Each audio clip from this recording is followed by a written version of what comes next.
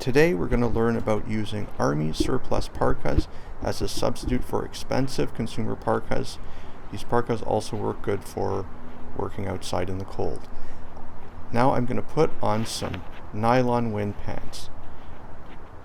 I'm going to slip them over top of my jeans. This is a really easy way to keep your legs warm. So you put the jeans inside of the boots and the nylon pants go outside of the boots. This keeps the snow out of your boots and keeps your legs warm. You're creating a warm air bubble around your legs. Now I'm putting on a wool hat and I'm going to put on the army surplus parka. The best parkas probably come from countries which have really cold weather. So I'm going to put on this parka, and it has buttons, and it has a button-up collar. So the collar is there to protect your neck from the cold. And this parka has buttons. Buttons are also easy to fix, and once you're good at using them, they're almost as quick as a zipper. You can fix buttons just with some thread and a needle. Now I'm going to put some mitts on, and I'm ready to go and work in the cold. The parka is big and loose, and the pants are also quite loose fitting. You need this so that a warm air bubble forms around your body. If the clothing is tight fitting, this won't happen. Now I'm putting on some welding gloves, which are good for working in the cold. They protect your wrists and also your hands.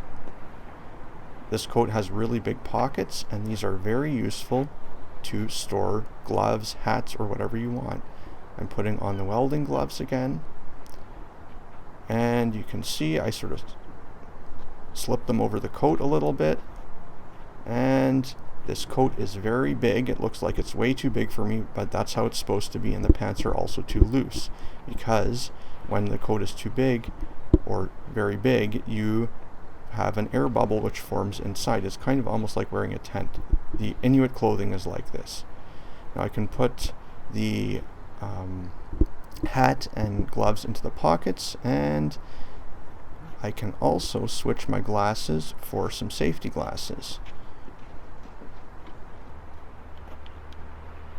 Safety glasses can also go in the pockets. You can put anything in those pockets, and you can see how quickly I can get at my hat. I can put my gloves on again, and I can keep on working outside in the cold. This coat is long and covers my bum, which is what it needs to do. You don't want a short coat, because a long coat is better because it gives you more protection. And I can also fold the collar down. The traditional Inuit clothing is also always very big and loose fitting, and it allows a warm air bubble to form around the body. They've used this technique for thousands of years, and it works really well. This is sort of a similar concept. Thanks for watching, and have a great day.